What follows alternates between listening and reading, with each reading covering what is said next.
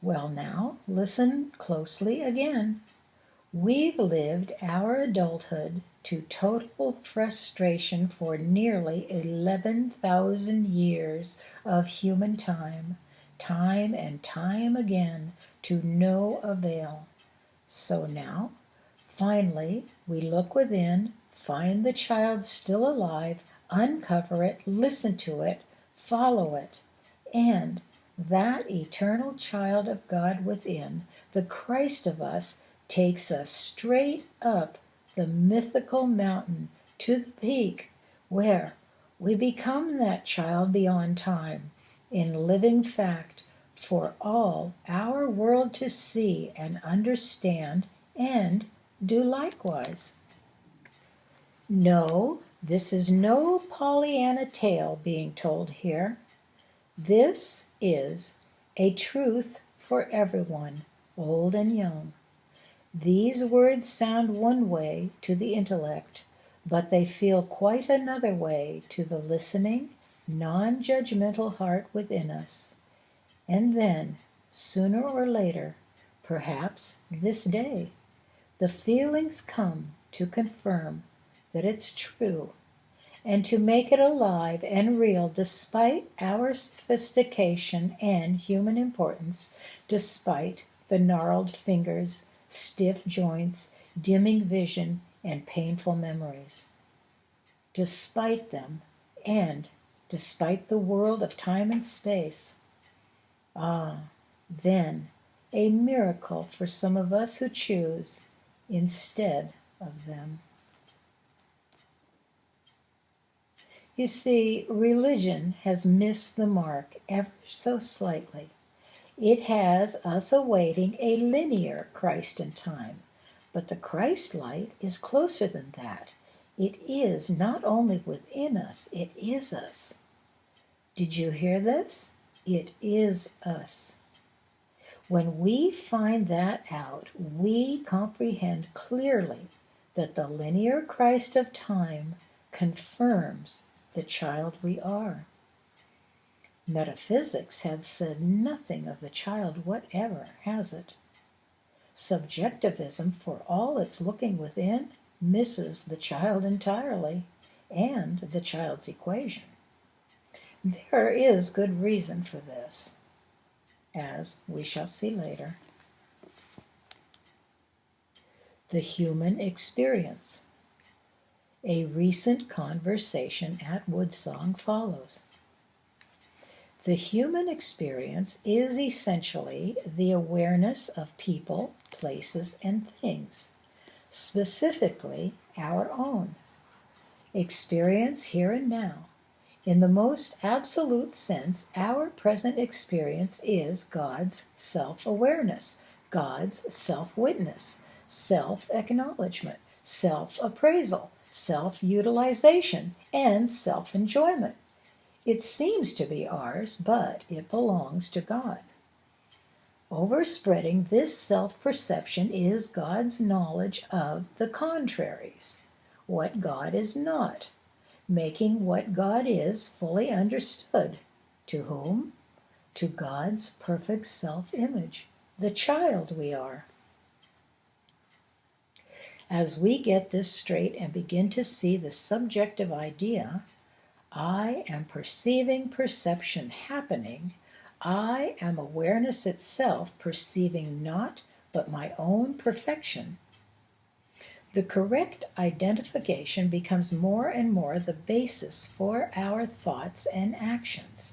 At this point, our experience begins to undergo greater changes. But Sam, this is the whole question. How do we go about making the proper identification become the basis for thought and action? Good question. How do we do this? By the conscious acknowledgement, knowledge acted on, that the ineffable, the supernal one, isness, reality, Godhead, is the only possible identity that actually exists and is, therefore, being this awareness I am here and now. Hanging on to this realization, we slowly let go the old sense of self.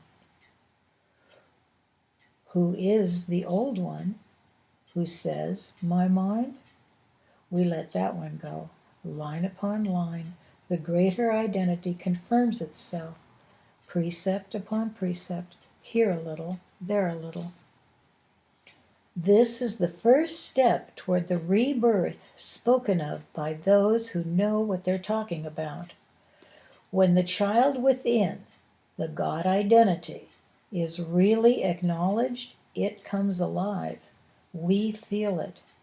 With this child that we actually feel within comes a simultaneous refutation of the old bastard's view of things and, blessedly, a natural forsaking of them. We also let go the thoughts and actions that supported the old man's position. Suspicion, doubt, judgment of others' motives, and many forms of judgmentalism simply vanish. Would you say this experience is essentially God's experience rather than mine? In reality, of course, and not just essentially, but totally. But at the same time, the world experience is the time we are still saying, this is my experience and that is yours. It is also the time we're saying, this is good and this is bad. From the peak of the mountain, identity discovered and proven, things under our feet are, for the most part, understood.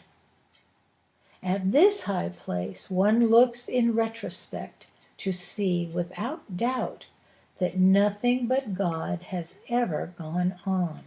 We understand without equivocation that the world experience is our own, step by step, line upon line, discovery and confirmation of the fact of God's allness. Yet, the child within us, which is the Christ of us, allows us to suspect this a long time before we're atop the mountain in conscious fact. Inwardly, we're claiming that no identity exists but God, and doing this sometimes against great odds.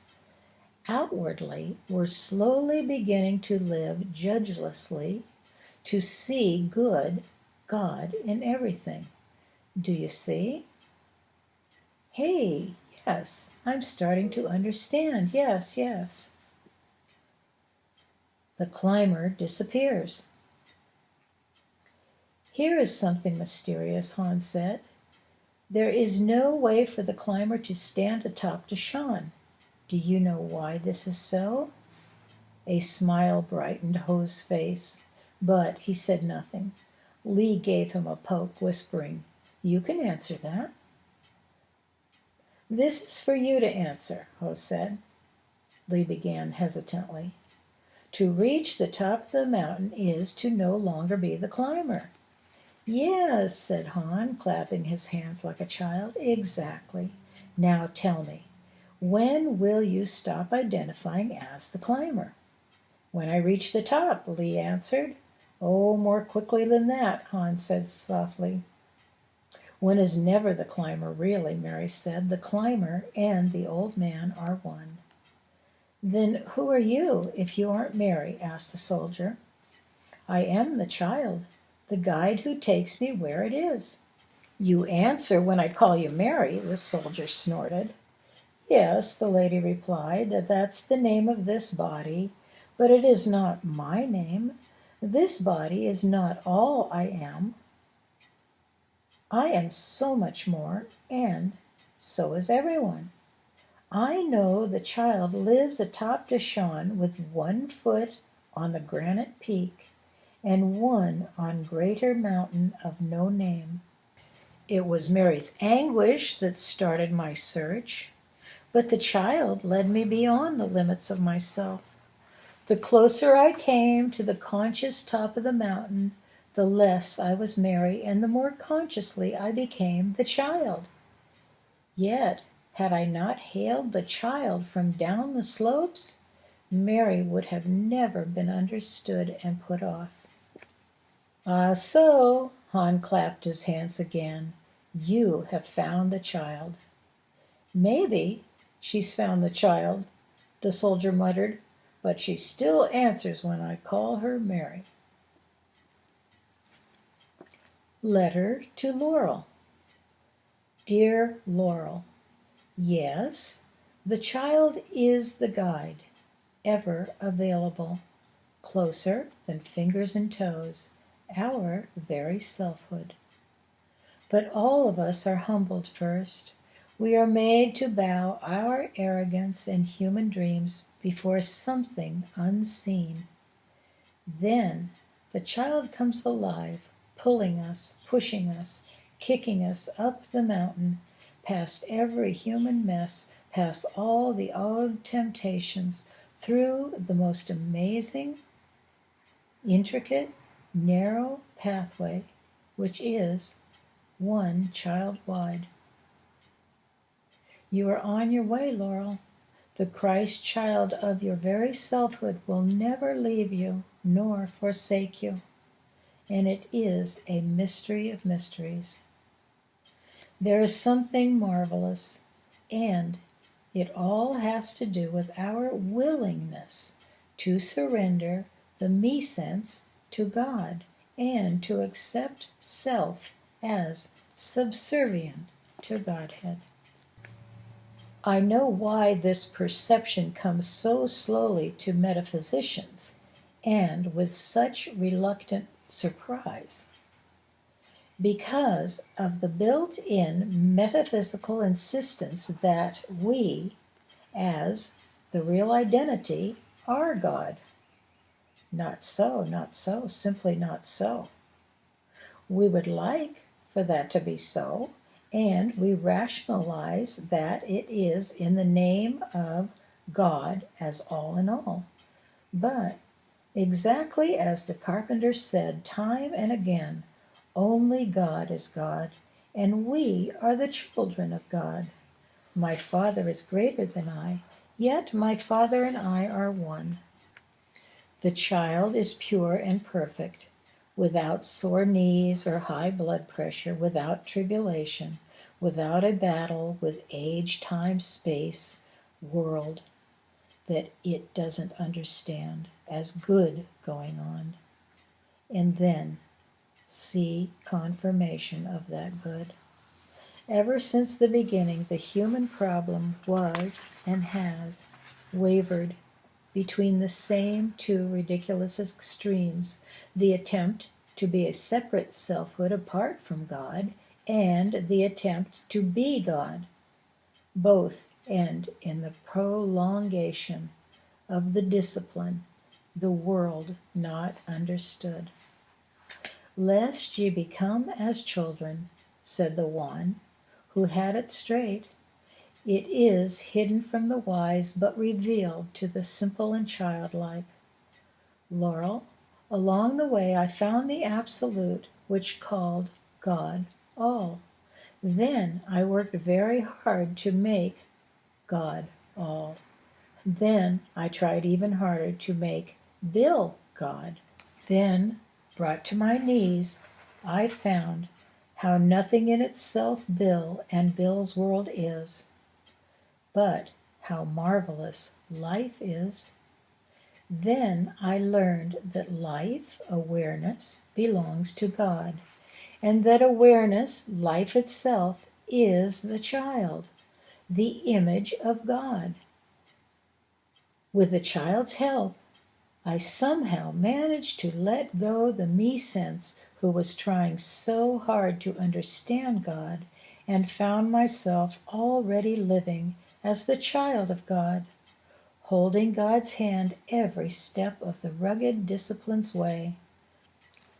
Suddenly, or precept upon precept, here a little, there a little, the world was revealed for what the world is.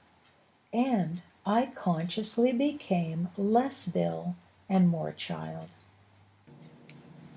The absolute position of metaphysics is a step along the way, our most arrogant time. But the demand has ever been to learn life's lessons and let go the impostor who believes he owns life and its bodies. That word surrender is in all the holy books of the world, and it is an accurate word in my own experience, which is all I can really tell about. Yes, as you said, we let go our arrogance, our pride of accomplishment, our human attainments, even the pride in our lessons learned, and do it on this side of the grave if we really want to. But it takes doing. In actual fact, more than profession, it takes a real turnaround and return to the child heart within us. In dust and ashes, humility.